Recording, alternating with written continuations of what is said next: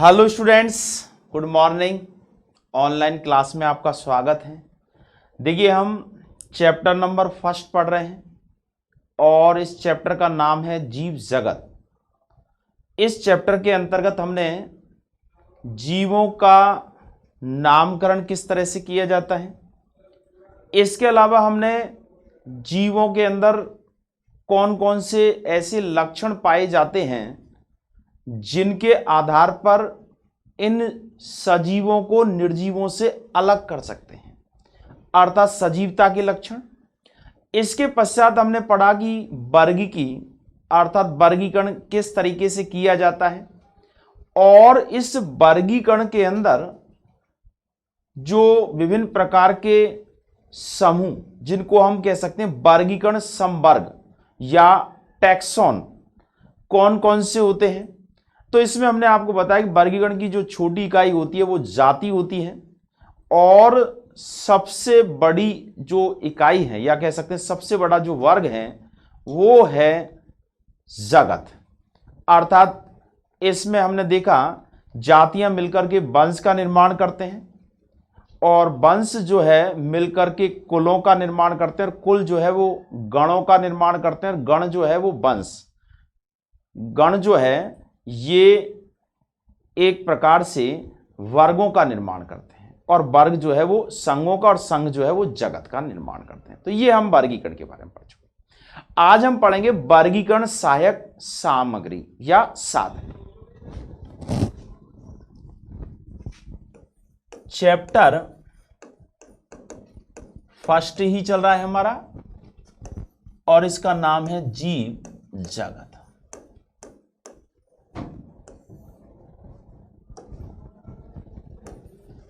इसमें हम पढ़ रहे हैं वर्ग की सहायता साधन या सहायक साधन। वर्ग की सहायक साधन। इसको हम कह सकते हैं एक तरह से वर्गीकरण के लिए जो साधन सहायक होते हैं जिनके माध्यम से जीवों का वर्गीकरण किया जाता है, यानी टैक्सोनॉमिक एड। देखिए, जीवों के अंदर बहुत ज्यादा विविधता पाई जाती है। इन जीवों को इनके अंदर पाए जाने वाले लक्षणों के आधार पर हमको वर्गीकरण करना होता है, लेकिन यह वर्गीकरण किस तरीके से किया जाए, क्योंकि जब तक हम इन जीवों की आपस में तुलना नहीं करेंगे, उनके बीच में समानताओं और असमानताओं की जानकारी हमको प्राप्त नहीं होगी और जब समानताएं और असमानताएं नहीं ज्ञात कर पाएंगे तो ऐसी स्थिति में इनको अलग अलग समूहों में बांटना संभव नहीं होता है। तो कुछ ऐसे साधन हैं या यूं कहें कि कुछ ऐसे उपकरण हैं जिनके आधार पर यानी जिनका उपयोग किया जाता है किसके लिए, जीवों के वर्गीकरण के लिए। अब ऐसे उपकरण कौन कौन से हैं, क्योंकि देखिए जीवों की विविधता है, सभी जीव एक ही स्थान पर नहीं पाए जाते हैं, तो इनको एक प्रकार से जो जीव एक जगह रह सकते हैं उनको एक साथ रख करके और उनकी तुलनात्मक अध्ययन किया जाता है। इसके अलावा दूसरे ऐसे जीव जो जीवित अवस्था में नहीं रह पा सकते हैं तो उनके जो मृत शरीर के जो विभिन्न भाग हैं उनकी तुलना करके और जीवों का एक प्रकार से वर्गीकरण किया जाता है। तो हम यह कह सकते हैं कि वर्गीकरण में कौन कौन से साधनों का प्रयोग किया जाता है वर्गीकरण करने के लिए। अब देखिए, ऐसे साधन कई हैं जिनका उपयोग किया जाता है और इन साधनों में जो सूचनाएं हैं उन सूचनाओं की आपस में तुलना करते हैं और उनको समूह में बांट देते हैं। अब देखिए, यहां ये जो साधन हैं इन साधनों में आप देखिए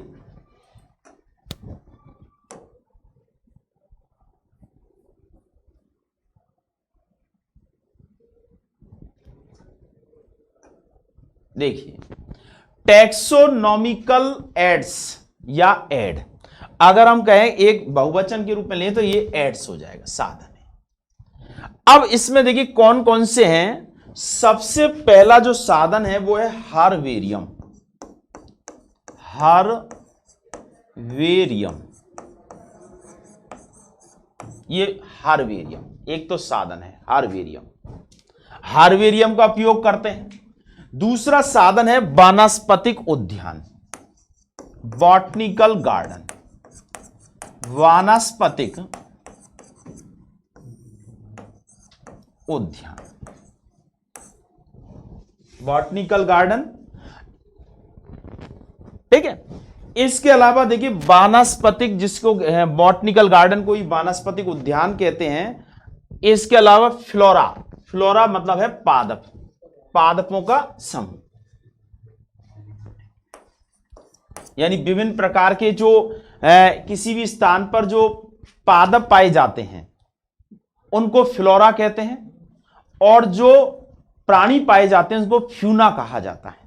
तो इसमें ये भी वर्गीकरण के एक होते हैं जूलॉजिकल पार्क, जूलॉजिकल पार्क, यानी इसे हम कह सकते हैं जंतु आलय, जंतु आलय, या इसे हम इंग्लिश में लें जूलॉजिकल पार्क, जूलॉजिकल पार्क, राष्ट्रीय उद्यान, बॉटनिकल पार्क, इसको बॉटनिकल गार्डन कह सकते हैं, इसको जूलॉजिकल गार्डन कहते हैं।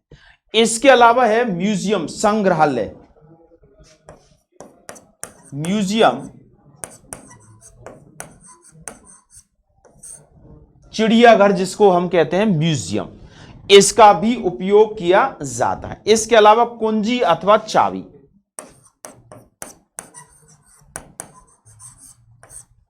अथवा चाबी, एक तरह से की बोलते हैं इनको। तो इस तरह से ये जो है ये विभिन्न प्रकार के साधन हैं जिनका उपयोग किया जाता है, किसके लिए, वर्गीकरण करने के लिए उपयोग किया जाता है। अब हम एक एक करके इन सब के बारे में पढ़ेंगे। देखिए आप इसका एक स्क्रीनशॉट ले लीजिएगा।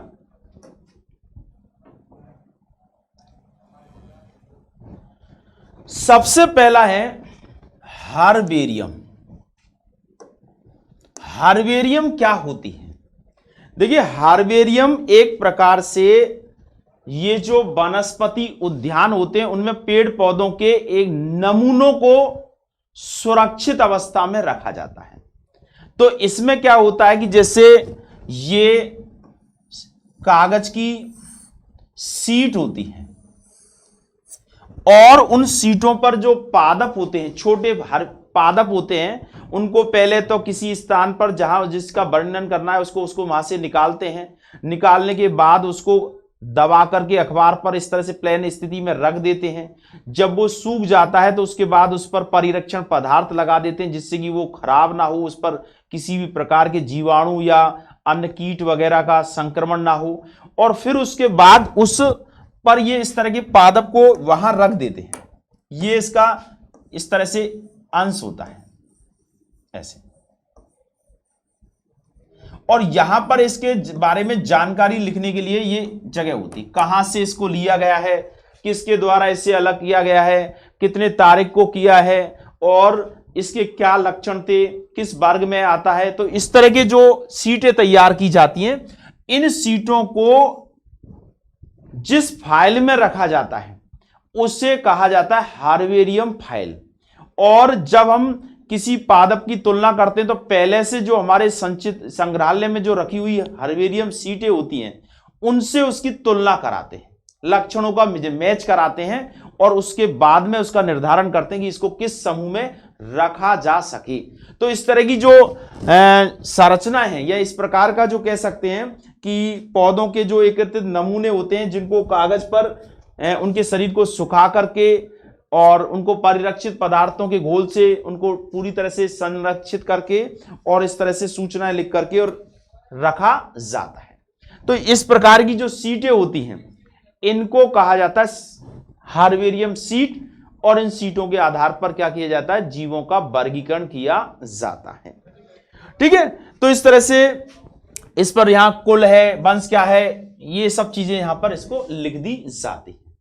और प्रत्येक जो कह सकते हैं कि विश्वविद्यालय होते हैं जहां वनस्पति विज्ञान चलती है, वहां पर इस तरह के हर्बेरियम सीटों को रखने के लिए एक अलग से रूम होता है, तो वहां उनकी अलमारियों में इनको सुरक्षित अवस्था में रखा जाता है। तो ये तो है हर्बेरियम।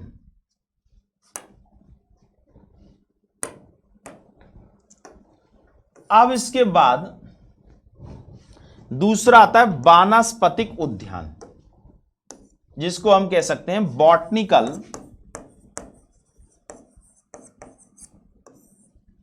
गार्डन।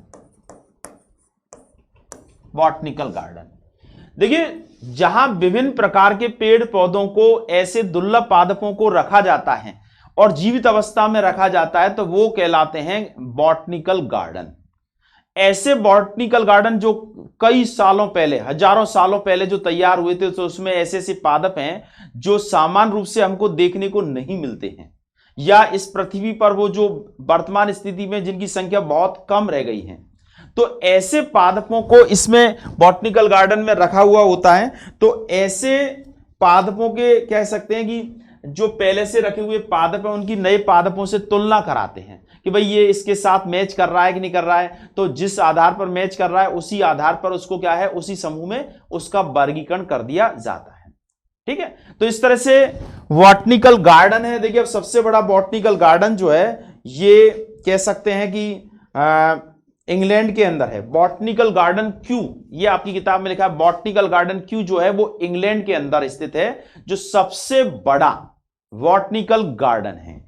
इसके अलावा अगर देखिए, Indian botanical garden Howrah Calcutta के अंदर स्थित है, जो बहुत पुराना है। वहां पर भी हजारों प्रकार के पेड़ पौधों के जो कह सकते हैं कि जीवित रूप में नमूने जो है वो रखे हुए हैं। इसके अलावा देखिए, एक होता है national botanical research institute Lucknow Uttar Pradesh. यह भी एक महत्वपूर्ण बॉटनिकल गार्डन है जहां पर कई प्रकार के पेड़ पौधों को रखा हुआ है। इसके बाद देखिए, एक होता है जूलॉजिकल गार्डन। इसमें जंतुओं को रखा जाता है। विविध प्रकार के जंतु होते हैं जो सामान्य रूप से दुर्लभ होते हैं, तो उनके आधार पर मान लीजिए कोई नया जंतु है और उसको वहां ले जाकर के उसकी मैच कराते हैं, तो लक्षणों के आधार पर उसे समूह के रूप में बांट दिया जाता है, ऐसे उसका वर्गीकरण कर दिया जाता है। तो इसका उपयोग करते हैं जूलॉजिकल पार्क का, जो कि एक तरह से कह सकते हैं कि सामान्य रूप से जो प्राकृतिक आवास है, परिस्थितियां हैं, उनमें जो रहते हैं, तो उसके आधार पर इनका एक तरह से मिलान करके और वर्गीकरण कर दिया जाता है। एक होता है संग्रहालय, म्यूजियम। देखिए, आपने सबने चिड़ियाघर देखे होंगे।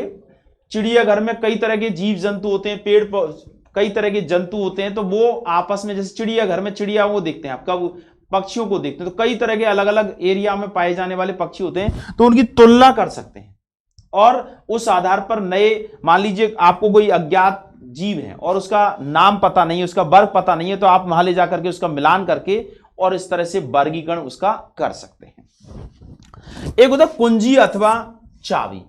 कुछ ऐसे लक्षणों की सारणी बना ली जाती है कि भाई अगर मान लीजिए किसी जीव के अंदर रीढ़ की हड्डी है तो उसे कॉर्डेटा में रखेंगे, अगर नहीं है तो उसे नॉन कॉर्डेटा में रखेंगे।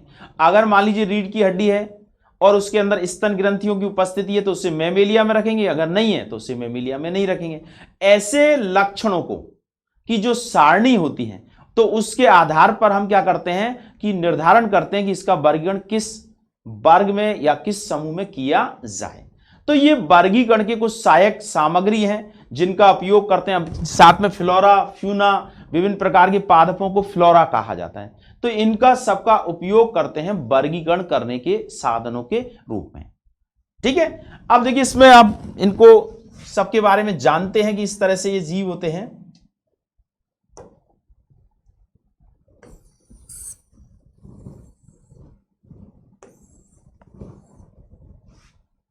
देखिए, एक और डायग्राम से आप समझें।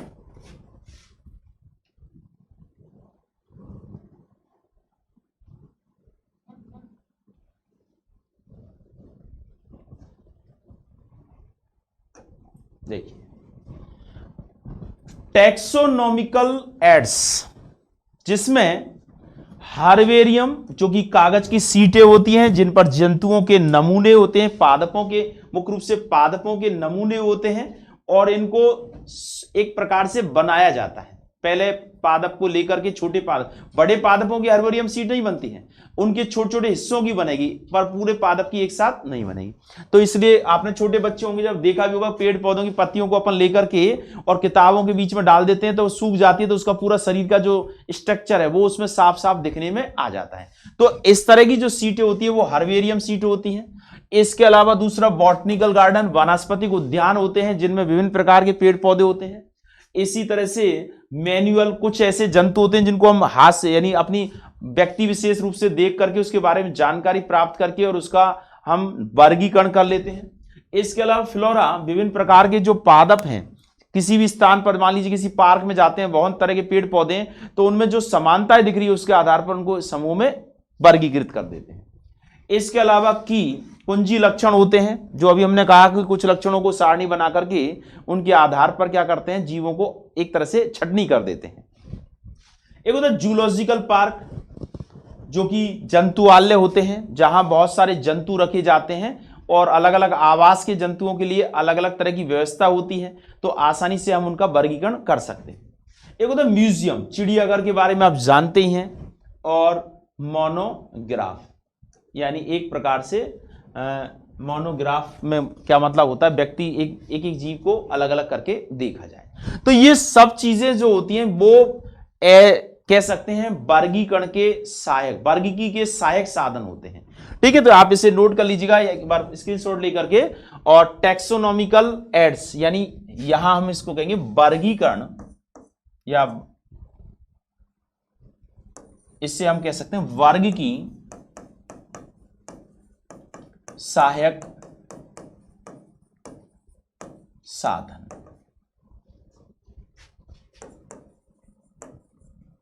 ठीक है, तो इस तरह से ये जो आपका पहला जो चैप्टर चल रहा है, ये चैप्टर यहां पूरा हो जाता है। सामान्य चैप्टर है, इसमें केवल हमने 2-3 बातें पढ़ी हैं। जीवों के सजीवता के लक्षण, इसके अलावा जीवों के नामकरण की द्विनाम पद्धति, इसके बाद जीवों के वर्गीकरण की विधियां, और उसमें हमने वर्गीकरण के विभिन्न पद, और उसके अंत में वर्गीकरण में सहायक सामग्री। ठीक है, इस तरह से ये चैप्टर पूरा हो जाता है और बहुत ही सीधा है, सामान्य बातें और इससे जुड़ी हुई चीजें और भी आगे आएंगी। और कल से हम अगला चैप्टर यानी चैप्टर नंबर 2 स्टार्ट करेंगे। ठीक है, आप घर रहते हुए अच्छे से पढ़ाई कीजिए और किसी भी प्रकार की कोई समस्या है तो आप हमसे पूछ सकते हैं। आज के लिए इतना ही। ओके।